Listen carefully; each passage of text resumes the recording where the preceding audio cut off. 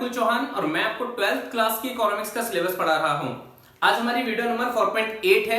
Video number 4.6 और 4.7 में हमने नेशनल इनकम के दो डिफरेंट मेथड को डिस्कस कर लिया था, जिसमें एक तो प्रोडक्ट मेथड था और दूसरा इनकम मेथड था। आज की क्लास में हम नेशनल इनकम के लास्ट मेथड को डिस्कस करने वाले हैं, जिसका नाम है एक्सपेंडिचर मेथड। चलो स्टार्ट करते हैं इस मेथड के साथ।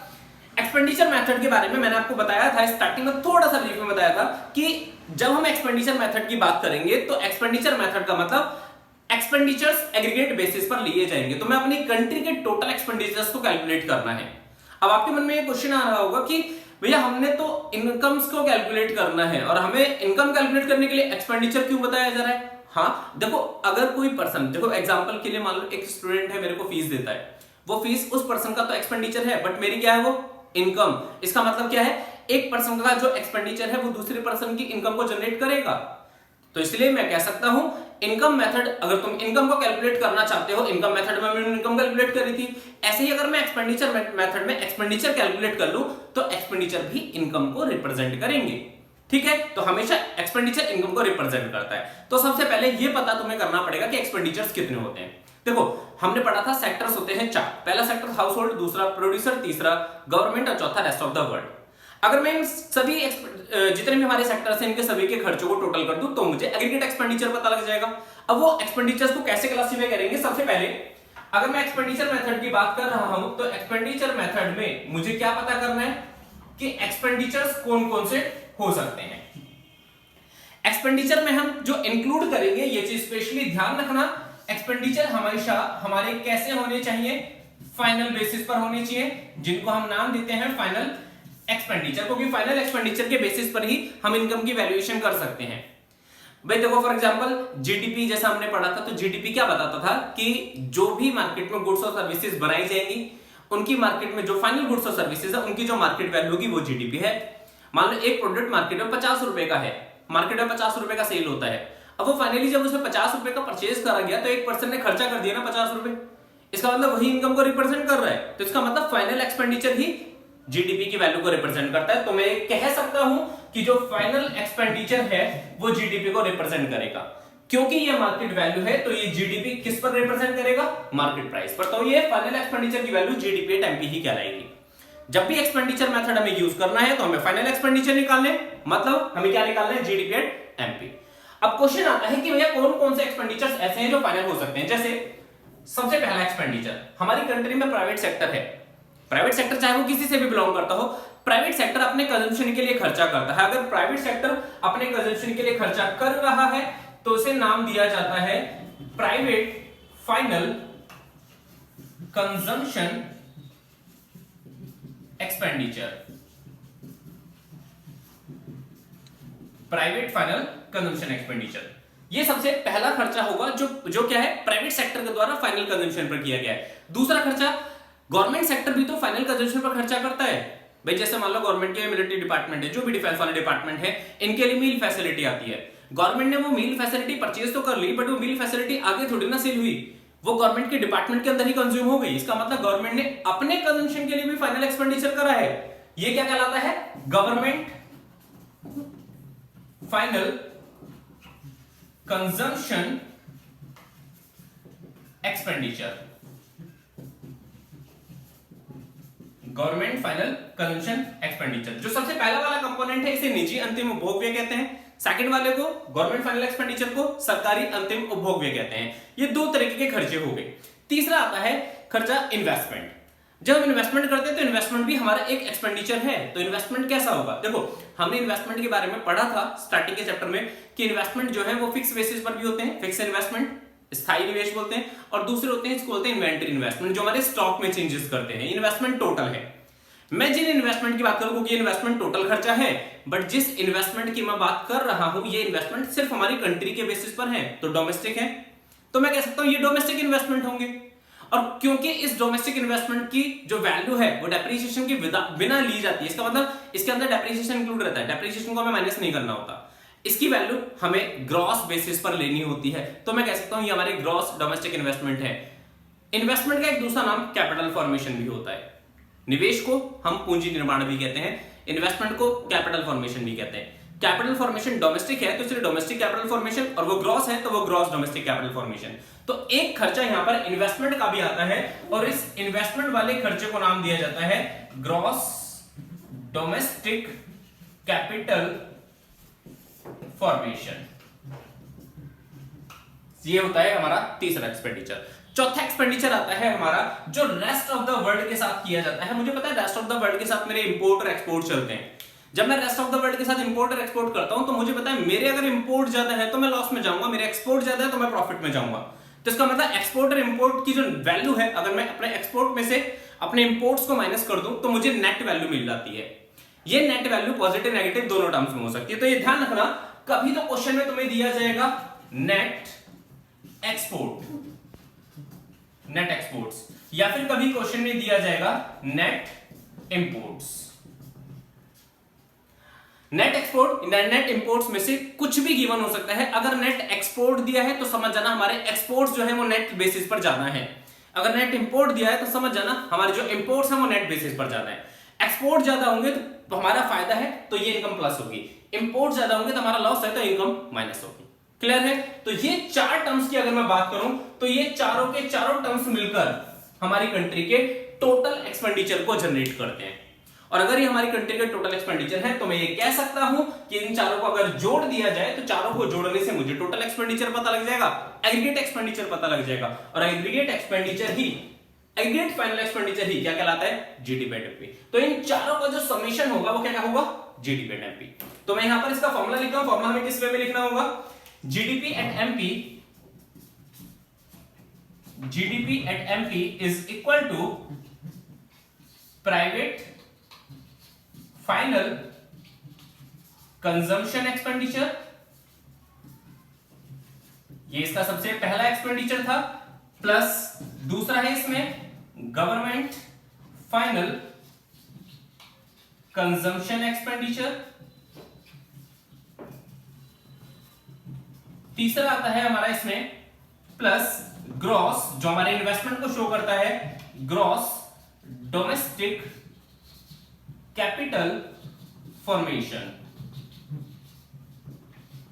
और लास्ट आता है प्लस नेट एक्सपोर्ट्स। और अब मैं यहां पर एक और वर्ड लिख रहा हूं क्योंकि नेट एक्सपोर्ट और नेट इंपोर्ट में से कोई एक टर्म दिया जाएगा। अगर नेट एक्सपोर्ट दिया है तो प्लस कर देना, और अगर नेट इंपोर्ट दिया है तो यहां पर ये माइनस कर देना, माइनस नेट इंपोर्ट्स। तो ये हमारा फॉर्मूला होता है जो एक्सपेंडिचर मेथड में क्या निकालता है? GDP at MP. ठीक है, इस फॉर्मूले के अंदर देखो दो चीज ऐसी है, प्राइवेट फाइनल कंजम्पशन एक्सपेंडिचर और गवर्नमेंट फाइनल एक्सपेंडिचर। निजी अंतिम उपभोग है, सरकारी अंतिम उपभोग है, ये दोनों के दोनों टर्म्स तुम्हें डायरेक्टली दिए जाएंगे। बट बात आती है ग्रॉस डोमेस्टिक कैपिटल फॉर्मेशन। इसको हिंदी में सकल घरेलू पूंजी निर्माण कहा जाता है। ये जो ग्रॉस डोमेस्टिक कैपिटल फॉर्मेशन है इसकी वैल्यूएशन थोड़ा समझनी होगी आपको। एक्सपेंडिचर मेथड के अंदर अगर एक ऐसा टर्म जो क्वेश्चन को गलत करवा सकता है वो सिर्फ ये है, इसको थोड़ा ध्यान से समझो बस। देखो, जो ग्रॉस डोमेस्टिक कैपिटल फॉर्मेशन है, gross domestic capital formation is equal to, देखो मैंने आपको क्या बताया था कि कैपिटल फॉर्मेशन इन्वेस्टमेंट है, इन्वेस्टमेंट, और अगर मैं अपनी टोटल इन्वेस्टमेंट की बात करूं तो टोटल इन्वेस्टमेंट दो चीजों से मिलकर बनती है। ऊपर में एक रफली वर्क मान के चलो, मैं रफली कर रहा हूं। इन्वेस्टमेंट हमारी दो चीजों से मिलकर बनती है, जिसमें एक तो आती है हमारी फिक्स्ड इन्वेस्टमेंट, ठीक है, और दूसरी आती है हमारी इसमें इन्वेंटरी इन्वेस्टमेंट। इन्वेंटरी की इन्वेस्टमेंट का मतलब अगर मैं स्टॉक में पैसा लगाता हूं तो स्टॉक में पैसा लगाने से मेरे स्टॉक में चेंजेस आता है, वो इन्वेंटरी की इन्वेस्टमेंट है। और इन्वेंटरी इन्वेस्टमेंट से मेरे स्टॉक में चेंज आ रहा है तो मैं ये कह सकता हूं ये रिप्रेजेंट करता है किस चीज को? Change in stock. ये दो मिलकर हमारी इन्वेस्टमेंट कहलाती है। अगर मुझे पता करना है कि टोटल इन्वेस्टमेंट कितनी है तो समझ जाओ इन दोनों इन्वेस्टमेंट को जोड़ दो तो मुझे अपनी टोटल इन्वेस्टमेंट पता लग जाएगी। ठीक है, कभी कभी क्वेश्चन में तुम्हें ग्रॉस डोमेस्टिक कैपिटल फॉर्मेशन नहीं दिया जाएगा, तुम्हें क्या दिया जाएगा? Net domestic capital formation. तुम्हें ग्रॉस डोमेस्टिक कैपिटल फॉर्मेशन नहीं दिया जाएगा, तुम्हें क्या दिया जाएगा? Net domestic capital formation. मुझे पता है मुझे तो ग्रॉस वैल्यू चाहिए जबकि ये कैसी है? नेट वैल्यू है। फिर से वही वाला रिलेशन अप्लाई कर दो। नेट के अंदर डेप्रिसिएशन इंक्लूड नहीं होता, बट ग्रॉस में तो डेप्रिसिएशन इंक्लूड होता है। मुझे ग्रॉस वैल्यू निकालनी है तो इसमें ऐड कर देंगे किस चीज को, डेप्रिसिएशन। ये चीज ध्यान रखना, हमें कभी कभी क्वेश्चन में नेट वैल्यू दी जा सकती है, बट हमें यहां तो कौन सी वैल्यू लेकर चलनी है, ग्रॉस वाली वैल्यू लेकर चलनी है। अगर ग्रॉस वैल्यू लेनी है तो मुझे, अगर नेट दिया है तो उसमें मुझे ऐड कर देना है किस चीज को, डेप्रिसिएशन को। या फिर दूसरा तरीका, तुम्हें gross domestic capital formation, gross domestic capital formation निकालने के लिए हो सकता है तुम्हें क्वेश्चन में गिवन हो ग्रॉस फिक्स्ड कैपिटल फॉर्मेशन। अब मुझे पता है यहां पर जो कैपिटल फॉर्मेशन है वो टोटल नहीं दे रखा, मुझे कैपिटल फॉर्मेशन तो टोटल लेना होता है, जबकि यहां पर कौन सा कैपिटल फॉर्मेशन है, सिर्फ फिक्स वाला।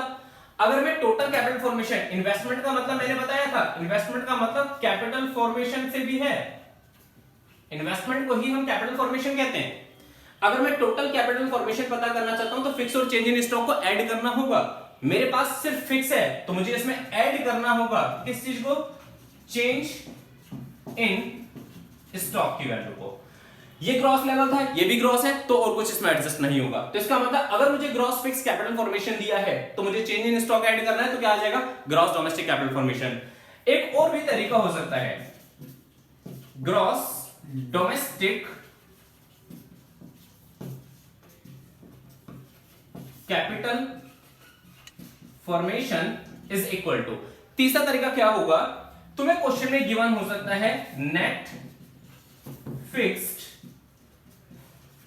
Capital formation. अगर मुझे ग्रॉस वैल्यू चाहिए और ये नेट दिए, तो ये तो आपको डायरेक्ट समझ में आ रहा है कि ग्रॉस चाहिए तो मुझे ऐड करना पड़ेगा इसमें किस चीज को, डेप्रिसिएशन को, प्लस मुझे चाहिए डोमेस्टिक वाला मतलब टोटल इन्वेस्टमेंट, बट यहां पर सिर्फ कौन सी दी है, फिक्स। फिक्स में मुझे दूसरी इन्वेस्टमेंट कौन सी ऐड करनी पड़ेगी ताकि मुझे टोटल इन्वेस्टमेंट पता लग जाए, चेंज इन स्टॉक। फिक्स में अगर मैं चेंज इन स्टॉक ऐड कर दूं तो मुझे टोटल इन्वेस्टमेंट पता लग जाएगी। तो मुझे इसमें ऐड करना होगा किस चीज को, चेंज इन स्टॉक की वैल्यू को। ये हमारे पास ग्रॉस डोमेस्टिक कैपिटल फॉर्मेशन निकालने के 3 तरीके होंगे और आपको इसी चीज को परफेक्टली समझना है। ग्रॉस डोमेस्टिक कैपिटल फॉर्मेशन के बाद एक टर्म और आता है और वो है नेट एक्सपोर्ट्स, या फिर क्वेश्चन में तुम्हें गिवन होगा नेट इंपोर्ट्स। इन दोनों में से क्वेश्चन में कोई भी एक वैल्यू तुम्हें गिवन हो सकती है। इसके बारे में मैंने क्या बताया, अगर तुम्हें क्वेश्चन में दिया है नेट एक्सपोर्ट तो ध्यान रखना इसको तुम्हें प्लस में लिखना है, जैसे मैंने यहां पर लिखवाया था नेट एक्सपोर्ट दिया है तो प्लस में। और अगर ये नेट इंपोर्ट दिया है तो अगर ये नेट इंपोर्ट्स दे रखा है तो नेट इंपोर्ट्स को हमेशा तुम्हें नेगेटिव वैल्यू में लिखना है। ब्रैकेट में इनकी वैल्यू लिखनी है, चाहे वो पॉजिटिव हो चाहे वो नेगेटिव हो।